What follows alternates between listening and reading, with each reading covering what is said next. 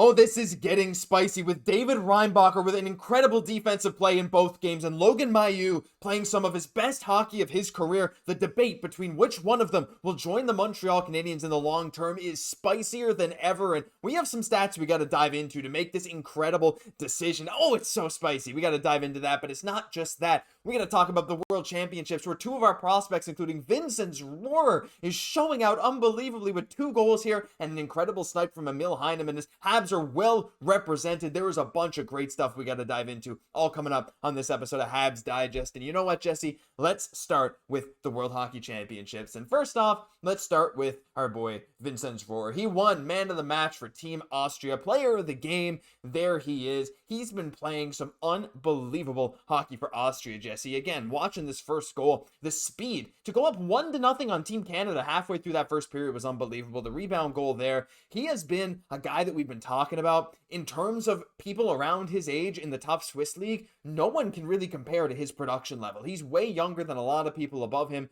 He's been one of these guys that's been sneaky good, Jesse, and I love that we started to talk about him lately.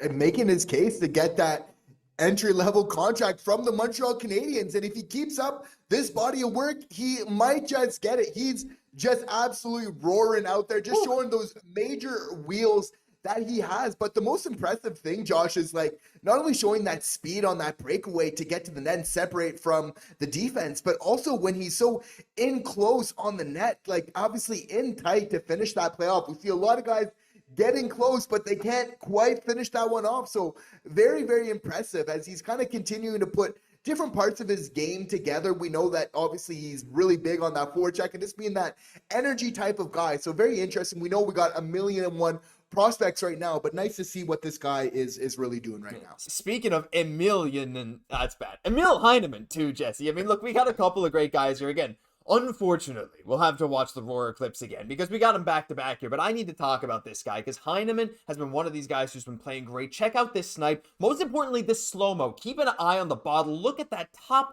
shelf snipe. Emil Heineman, Jesse, has been showing off incredible play for Team Sweden as well. That release is absolutely lethal, and the more we see Emil Heineman, now that he's like fully healthy and has, well, maybe he's fully healthy again, coming back from that injury and wasn't quite the same after getting hit by that car. He's showing off for Team Sweden, and I'm fully expecting him to have a bounce back next year. And the more I see him play with this level of release, the more I think this guy could legit be a 15-20 goal threat in the league. Is that maybe a crazy take for me? Because I just feel like every time I watch him play, he feels like a goal machine.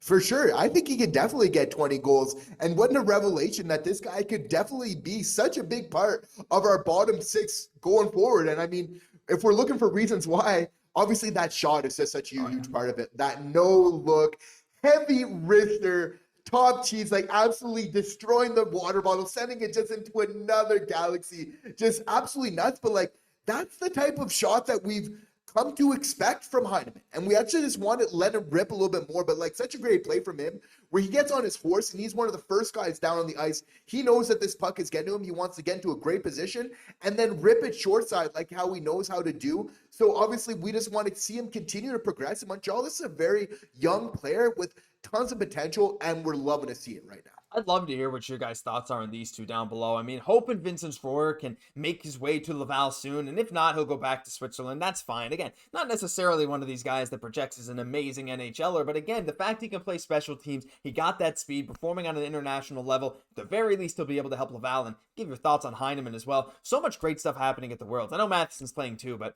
I think a lot of you probably don't really, or maybe tired of talking about him, and that's fine. But you know what, Jesse? We will talk about defense, though, because right now, Laval, look, they did lose their second game right now in the playoffs there, but there's been some great plays from Reinbacher and Mailloux, and I've only grabbed a couple of them there. That's Reinbacher saving a goal. He saved another great play with a defensive play in game 1. Mailloux with that bomb in game 1. He's been playing amazing in the playoffs, but Marty has an incredible decision to make, Jesse, because these two guys, as the playoffs go on, I'm starting to see fans start to swing maybe more in the favor of Logan Mailloux than ever. Now, I have something from Marc-Olivier Beaudoin that I will dive into in a moment, but just looking at Reinbacher, I mean, the numbers obviously aren't everything. He is just so solid, such a great presence defensively and offensively, makes a lot of great decisions.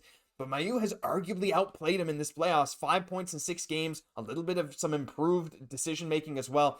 What's your thoughts on this, man? Because it's tough to decide. Mailloux with that incredible offensive upside, Reinbacher just this like jack of all trades kind of guy. It's a very difficult decision for Marty St. Louis moving forward when we look at this Habs decor. But it's helping Kent Hughes because I feel like it's helping eliminate something that's very pressing of like, what's the key priorities for this team? Is it kind of getting that right-hand defenseman? Is it that 2C? And I think with Mailloux and Reinbacher, it's kind of shown that we don't like getting that extra right-hand D. While it could be great to maybe add a vet to insulate them, maybe give them a little extra time, they might not need it. Like they're both showing both signs for me that they're ready as the next season. That Kent Hughes doesn't need to go out and get a vet right-hand D. Just concentrate on getting that 2C right now, because I have much more faith in a Reinbacher or a Mailloux to kind of plug in at the NHL level than, let's say, kind of a Newhook or a Dach to plug in at that 2C. And I mean, this is interesting kind of projecting where this is going to go for next year, because like Mailloux right now, Josh, like his skills offensively are underrated. He's looking like a Sheldon Surrey of old right now, like a complete force that can be really dominant and just dangerous every time that he's out on the ice because of his shot. I mean, call me old-fashioned, as fans of this channel like to know. It's like, I love a guy still that from the point can just blast home a heavy slap shot. I think that there's still a place for that today in the NHL, even though we see a lot of, maybe one defenseman, four forwards. You would figure that like Hutson would still kind of be a part of that. Like obviously our boy like Reinbacher, super like well-rounded. You have to give him kind of that inside track, but Mailloux is definitely making some inroads right now, Josh. And like I see like both, like Mailloux is almost too good that it's like you're not giving him up unless a really good trade. Reinbacher looks untouchable. So let's say that both Reinbacher and Mailloux are at the NHL level. I believe that this guy, like if they both get that opportunity, which I think there's a solid chance because of their capabilities, that happens, is you're having two guys that are going to battle to be on that PP2. Like Reinbacher could be really good on a PP2, but so could a Logan Mailloux. Like that's where he kind of shines the most. And this even brings like implications again to kind of with Matheson. Again, kind of not right away, but could very much make his position redundant there, where you have Hutson, Mailloux, and then obviously Matheson that are all playing that offensive type of role.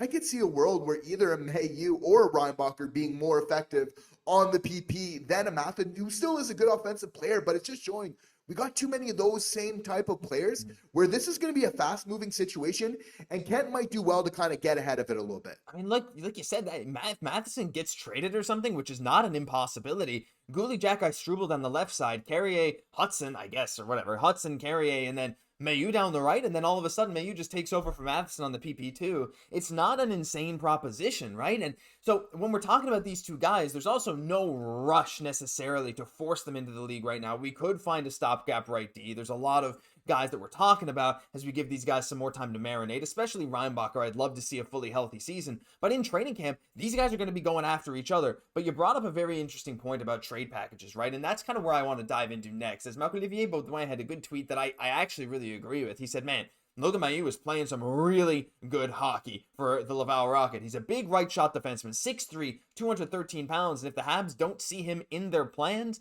well, he'd be a great bargaining chip that would attract a lot of attention from a lot of different teams in the NHL.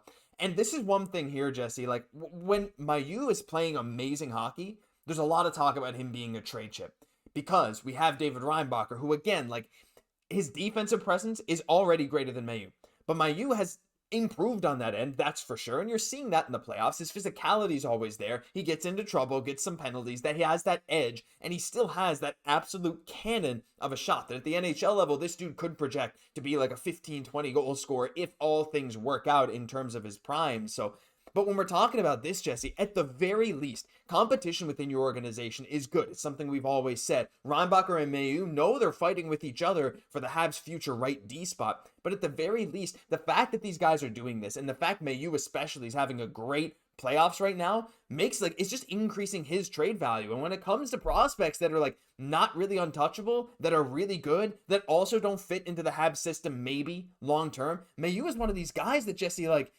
I think his return could even be greater than we're expecting.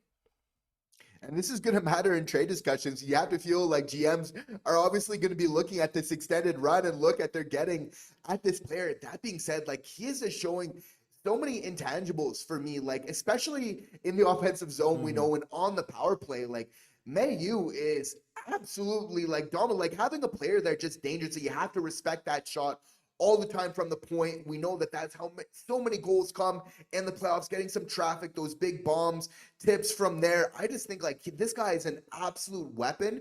So unless you're getting blown away, Kent Hughes is really going to want to hold on to this player. And that might be a little bit of a bigger change, but having him kind of show up right now in the playoffs really matters, and he's looking like a guy we're really going to want to hold on to. I know, but like I feel like everyone I want to hold on to. I don't want to lose anyone, but you never know. Like when these big trades come knocking at your door, there's certain guys that might get moved, certain guys that won't. But listen, we got to hear your guys' thoughts. Are you Team Reinbacher or Team Mailloux for the team next year? And would you trade one of them if the right one came around? There's so many questions. Like we said, it's getting spicy, and we'd love to hear your thoughts because that'll do it for this episode of Habs Digest. If you enjoyed, leave a like, comment, and subscribe to the channel. Thank you all for tuning in every single day. I'm Josh Gosse, my co-host, Jesse Poirier. We'll catch you in the next one.